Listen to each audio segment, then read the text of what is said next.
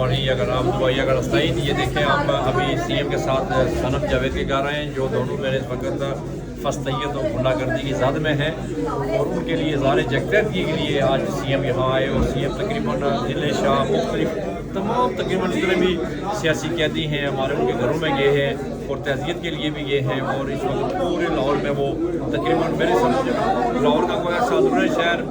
اور دوسرا شہر جو ہے وہ ایسی جگہ نہیں جہاں سی ایم نہیں ہے ہمارے. اور یہ ہوتی ہے ایک جو ورکر جو نیچے سے اوپر جاتا ہے اس کو پتہ ہوتا ہے کہ ورکر کی کیا قیمت ہے اور جو لوگ جیل میں ہیں جو سیاسی قیدی ہیں ان کی کیا قیمت ہے. تو میں سمجھتا ہوں خان صاحب کا اتنا زبردست انتخاب ہے کہ اگر ہماری باقی جماعت بھی اگر سنسیئر ہو جائے اس طریقے سے تو یقین کریں کہ خان صاحب ٹائم رکھ کر باہر آ سکتے ہیں اور انشاءاللہ وہ وقت دور نہیں ہے کہ ہم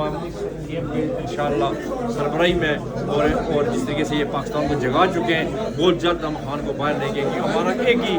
نظریہ ہے ہمارا ایک ہی کام ہے کہ خان صاحب کو رہا کروانا ان کے نظریے میں عمل کروانا قانون آئین کی پاسداری کروانا اور اس کے بعد 47 کی جو حکومت ہے جو اس سے اپنا حق لے کے لینا اور 26ویں اور 27ویں ترمیم کو ختم کروانا یہ ہمارا نظریہ ہے.